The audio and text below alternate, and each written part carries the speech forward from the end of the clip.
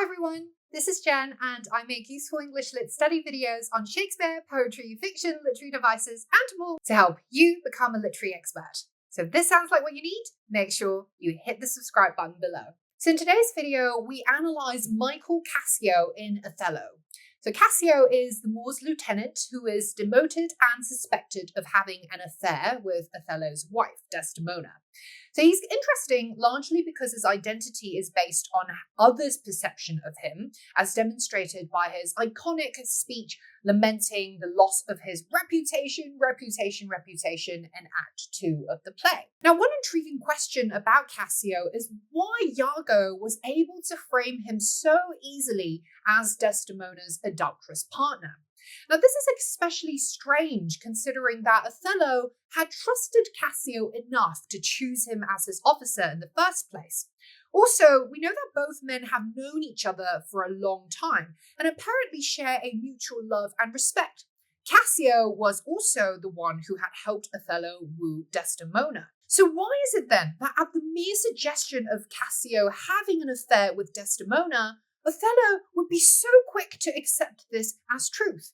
And despite claiming to hate Cassio, is it possible that Iago is, to some extent, attracted to the man, and that his professed envy of Cassio is really just a reflection of his frustrated desires?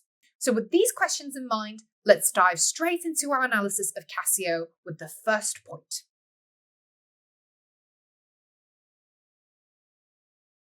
In Iago's opening speech to Rodrigo, we're given the impression that the Moor likes Cassio, or at least likes him enough to choose him as his lieutenant. But there are other subtler signs early in the play which suggests a more complicated dynamic in Othello and Cassio's relationship. Othello may respect Cassio on a professional level, but there are cultural and personal reservations that the Moor feels towards his Florentine officer, all which ultimately lead to the disastrous breakdown of trust between them. The first sign of this comes in a particularly foreboding moment when Desdemona, Emilia, Iago, Rodrigo, and others arrive on shore in Cyprus, and Desdemona asks Cassio for updates about her husband. "I thank you, valiant Cassio. What tidings can you tell me of my lord?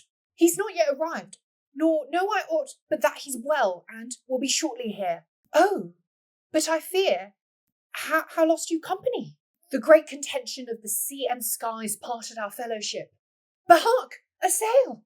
Othello and Cassio's parting at sea foreshadows the splintering of the men's relationship as the play progresses. Desdemona's fear is apt, if not dramatically ironic, because she will soon indeed have much stronger cause for fear where the two men are concerned, with Othello accusing Cassio of being her lover.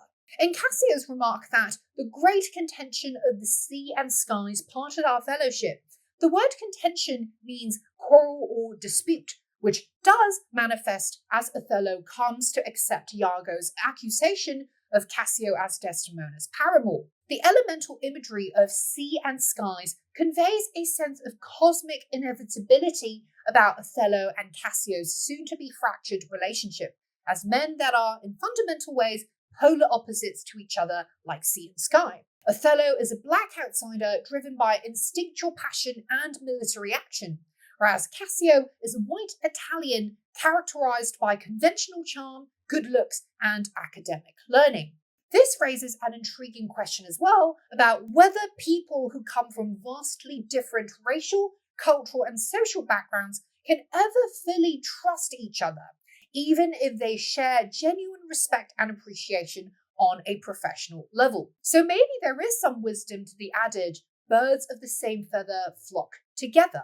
Another warning sign that spells eventual doom for Othello and Cassio's relationship comes at the start of Act 2, Scene 3, when Othello asks his lieutenant to watch over the troops at night. "Good Michael, look you to the guard tonight. Let's teach ourselves that honourable stop, not to outsport discretion." Read between the lines, Othello here isn't simply commanding good Michael to keep watch. He is cautioning his lieutenant to exercise restraint.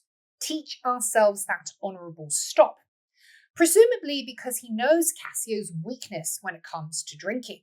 Othello's tone may be cordial, but his words, honourable stop, outsport discretion, all connote discipline and self-control. So in this brief but didactic decree, Othello communicates a marked anxiety about misbehaviour and transgression, which he sees his lieutenant as being vulnerable to, regardless of his professional reliance on Cassio. By the way, guys, if you find this video helpful so far, I'd massively appreciate it if you could hit the thumbs up button below and subscribe to my channel so that you don't miss out on any of my top grade lit study content going forward. I'd also encourage you to check out my membership program by clicking the join button below if you want exclusive access to members only study content and make special video requests. I'll see you there. We see then that even before Iago communicates his malicious fabrications about Cassio to Othello, the Moor has already established in his mind a perception of Cassio as this man who is weak of will and lacking in restraint. In a time when cultural and racial prejudices against foreigners as these agents of inexplicable wild otherness, Othello, as a foreigner with special political status, but who is no less exempt from social and racial discrimination, he would have been all the more acutely self-aware about not wanting to be associated with notions like disorder, chaos, and lack of control. This perhaps gives us a clue as to why his punishment for Cassio's rowdy behaviour in the drunken brawl is so disproportionately severe, and later, why Othello is so quick to accept an unfavourable portrayal of his lieutenant. Despite what their professional camaraderie may suggest on the surface, Othello is, at his core, a man who distrusts and dislikes Cassio, not for what the lieutenant actually does, but for the risks that his weaknesses could bring to Othello's delicate, because foreign, reputation.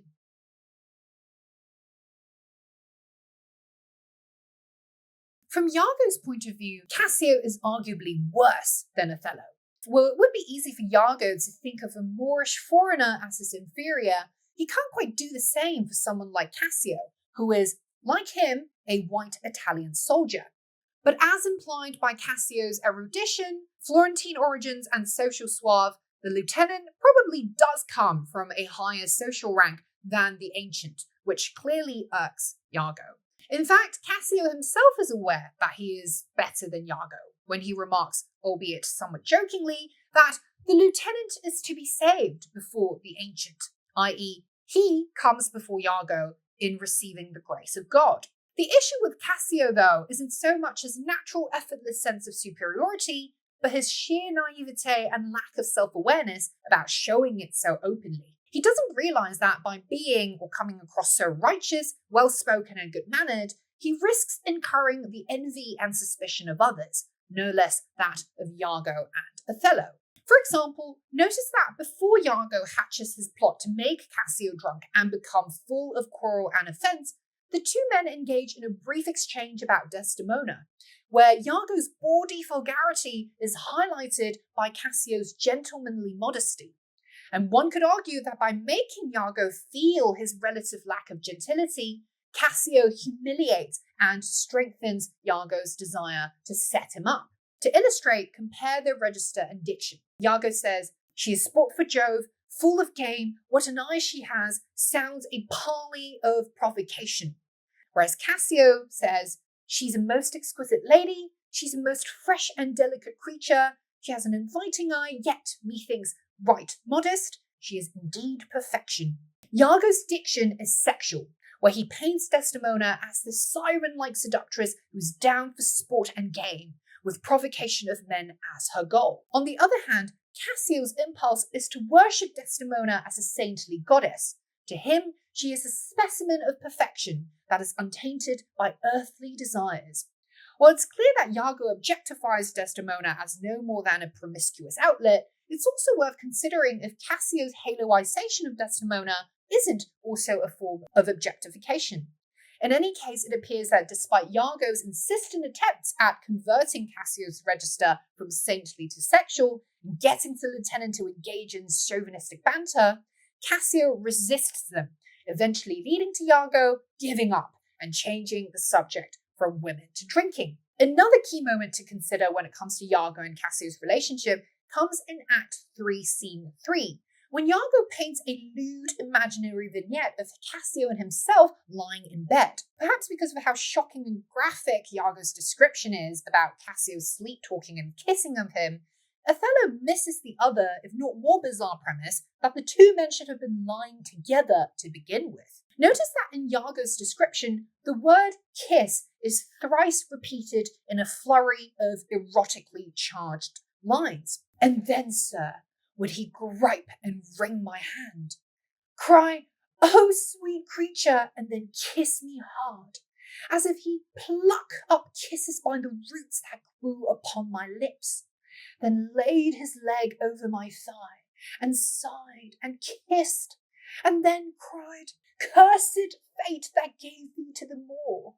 The successive string of internal rhymes in the final two lines, thigh, sighed, cried, makes Iago's speech comically poetical and creates the sense that the man is himself drunk on a sexual fantasy that he's very much enjoying and describing. Despite casting Cassio in the role of the amorous initiator, the metaphor of kisses as plants rooted in Iago's lips, plucked up only by Iago's forceful sucking, suggests that the desire originates from Iago, and that like roots buried under the ground and invisible to the eye, so Iago's homoerotic desire for Cassio is hidden, but bubbling underneath the sham cordiality that Iago has had to show towards Cassio in public. Without getting overly Freudian here, one could read this as a moment of verbal masturbation, wherein Iago unleashes his subconscious attraction towards Cassio in a manipulative story that is at once desired to ensnare his enemies and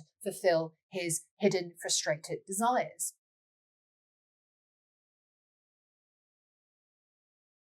Now, in my video analysis on all the female characters in Othello, which you can check out here if you haven't already, I argue that Bianca, the courtesan, represents society's often all too ready impulse to moralize against women, especially when it comes to their sexual identity. And if female audiences needed a reason to dislike Cassio, perhaps his cavalier, scornful attitude towards Bianca would be it. In Cassio's mind, he's no more than a customer of Bianca's services, not even a serious lover, and definitely not a potential husband. When Iago shared the supposed news of Bianca giving it out that you shall marry her, Cassio dismisses this as the monkey's own giving out, where his association of Bianca with a nuisance animal suggests his rather lowly opinion of her status. In fact, even his description of Bianca's behavior is reminiscent of the way monkeys tail humans and drape across branches, when he remarks that she haunts me in every place and falls me thus about my neck. So what's the point of Shakespeare portraying Cassio's disrespect towards a courtesan? One way to understand it is to see it in light of his contrasting attitude towards another woman in the play, Desdemona, who is obviously of a much higher social standing. What Cassio's discrepancy in attitude shows is that, for all his respectability and decency as this well-regarded soldier and citizen, he's no less exempt from judging others, especially women, by double standards and with a lack of empathy. Bianca may be a courtesan by trade, while Desdemona isn't, but it's also by differences in birth and circumstances that the two women would end up with such different fates, not through fault or any effort of their own. As Bianca's retort to Emilia's insult of her being a strumpet suggests, she is no strumpet, but of life as honest as you that thus abuse me. Bianca is, despite being a courtesan, someone who deserves equal respect as everyone else. But Cassio doesn't have enough depth to grant her this respect. So despite being the one who survives the rest of the main characters at the end of the play, Cassio isn't supposed to be viewed as any more morally upright or likable a character than, say, Othello or even Iago, because he can be, like the others, just as two-faced, hypocritical, and cold. It simply depends on who he's dealing with. Perhaps then, by bringing in the seemingly tangential subplot of Cassio and Bianca's relationship, Shakespeare is showing that one, no matter how good-mannered or well-respected they are, can also be shallow, unempathetic, and not without vices. And there you go, guys. I hope this analysis of Cassio gives you some new refreshing insights to this character, especially in terms of how he relates to the other key characters in the play. For your next video, I recommend that you watch my character analysis on Iago here, which will give you even more ideas to see the play from a different light. If you want personalized feedback on any of your Othello or English Lit essays, make exclusive video requests and access members-only content, check out my membership program by clicking the join button below. If you found this video helpful, please hit the thumbs up button so that you can encourage me to keep making these useful lit study videos for you and other passionate lit learners all around the world. Also subscribe if you haven't already so you don't miss out on any of my weekly study content, and I will see you, as always, in the next one.